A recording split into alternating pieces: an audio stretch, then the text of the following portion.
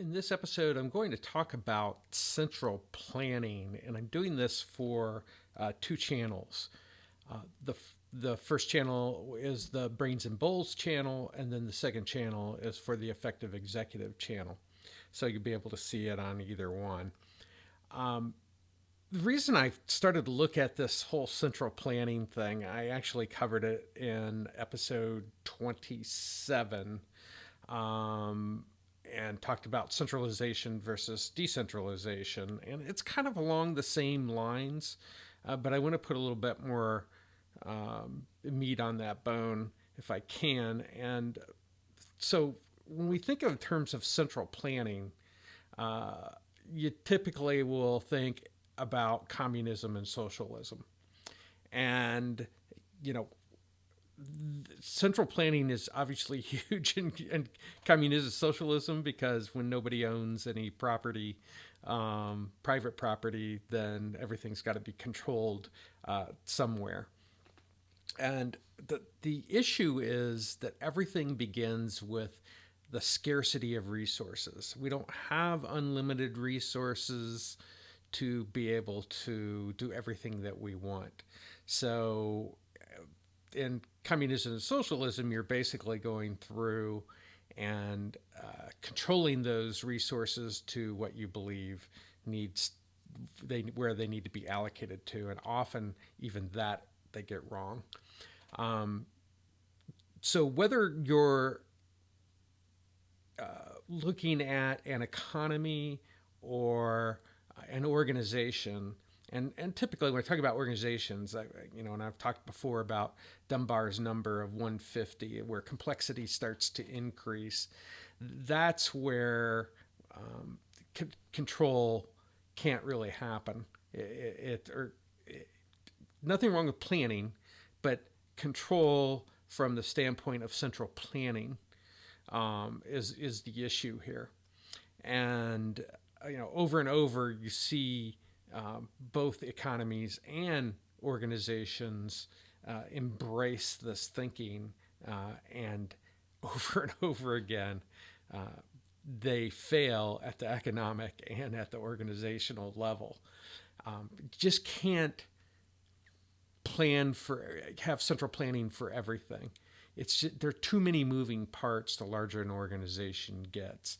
And that's why you have divisions and organizations, those types of things. But they can still happen. If you've got an organization of 500 people and you look at government, it's multiples of that. But if you look at an organization of 500 people, even central planning at that level, there's too many moving parts.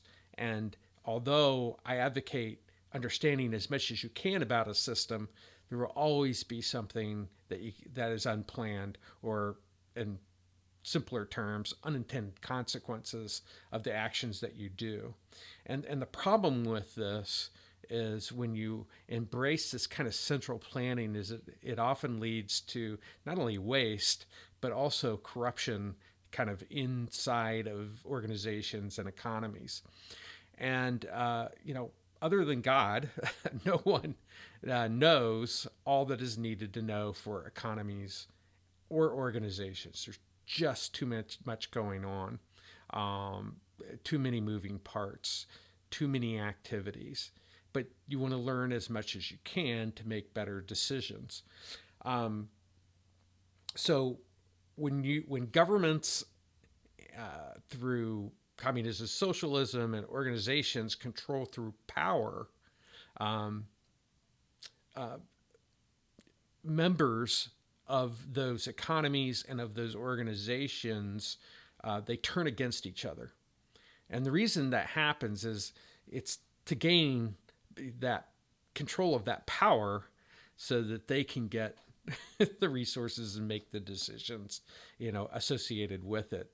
And they are very dysfunctional organizations as well as economies, and I'll illustrate that here in a minute. But they also you want to protect yourself in those economies and in those organizations from being victimized. That's why you play it safe, right? Something I've never done. So pay to play Politics is kind of or politics in general becomes the norm inside of these economies and um, these organizations. So how do we see this in the real world? And let's make this really practical from economies all the way to organizations. And for economies, if we look at Russia in the Ukraine war right now, you know, tanks are supposed to have the Russian tanks are supposed to have this real thick armor, and what they're finding is that they don't. And you know, attacks on them are much easier than what they anticipated because they didn't.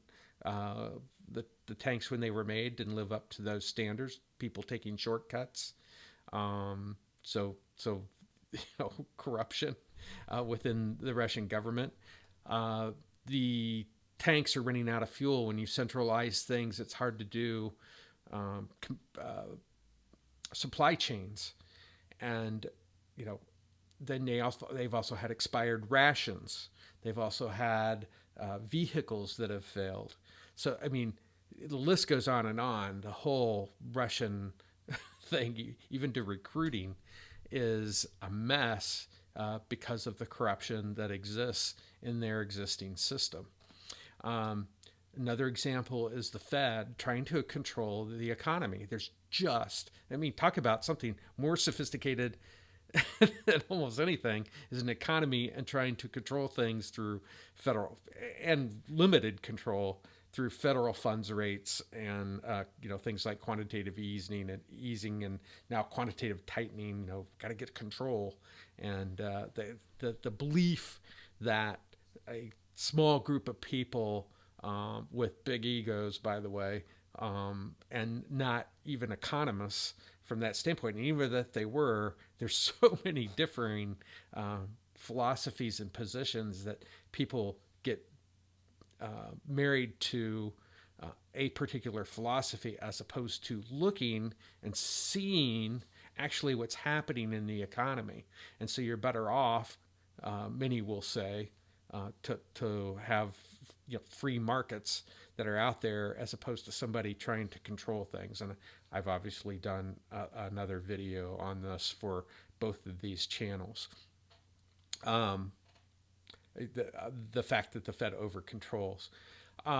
We can also look at the Biden administration, allocating the scarce resources to climate change. Now, wherever you stand on climate change, there's realities associated with it, and by advancing green technologies when we're not quite prepared to move away from fossil fuels, it's creating chaos within the system. And Republicans are the same way. With the Biden or with the Bush administration, you had Hank Paulson, embracing basically crony capitalism, to pick winners and losers after the great financial crisis in 2008, rather than allowing badly managed banks and companies to collapse.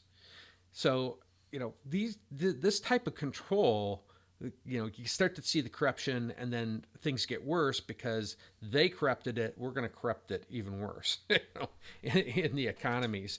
But the same thing plays out in organizations. They face many of the same outcomes with over control. You got people vying for political favor as opposed to working to make the organization better. And these things distract from what they should be focused on. So what should they be focused on? So the anecdote for economies, at least from my perspective, is capitalism, but not the way we front capitalism today, where you have the crony capitalism and you got, we're kind of in this, well, they did it, so we're going to do it type of thing. But we need to go back to the capitalism that is cleaner. And if your company fails, it fails. There's no too big to fail. You fail. And then the stockholders lose their money. That's the way it's supposed to work. But instead, we're saving companies and we're doing this. And look at all the jobs we saved, when in reality, they didn't really save jobs. They're still stuck in a bad system, poorly managed system in many cases, in favor of getting these resources that keeps something bad going and perpetuating itself over time. And that's not capitalism. That's crony capitalism. That's to some degree socialism. It's just not what we've always done. And again, I think it comes from the too big to fail, and we're going to save jobs. You're probably going to have more jobs if you have a more efficient system that can be competitive in a global marketplace. So just keep hanging on to a system that's broken is just bad business. It's bad capitalism. It's not capitalism. For organizations, it's to work from purpose and principles so that everybody understands what they're trying to achieve, and achievement of excellence and quality of their product, and with decisions embedded with knowledge rather than power. So in other words, a lot of times people say, well, I'm the vice president, so I'm going to make the decision on that. Well, do you have the knowledge? If they do, then okay. But often, very often, you need to either go get the knowledge, working with the people that are actually doing the work, because you need to understand how things operate.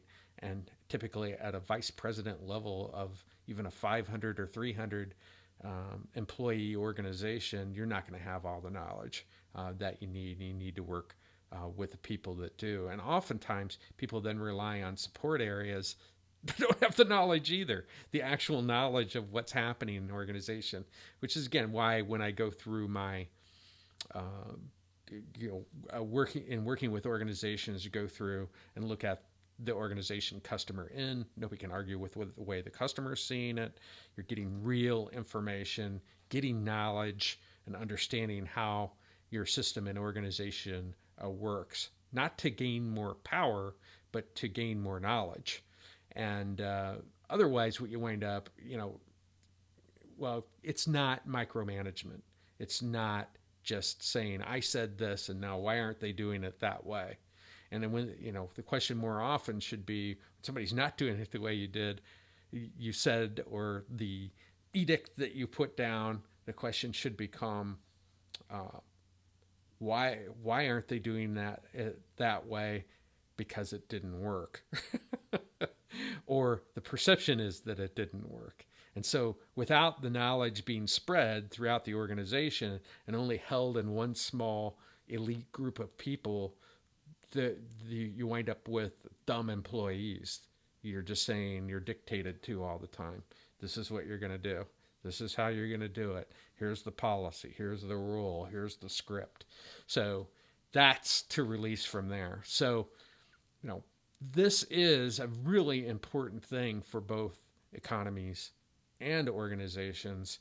And if you want a huge competitive advantage today, I see more organizations turning to central planning with the smart people in the organization, either through power or perceived power, usually in support groups like finance or IT or HR. They don't have the knowledge. The people that have to operate the system on a daily basis have the knowledge of how that interaction works between customers and the organization. So that's what I wanted to cover this week. And remember, there is always a better way.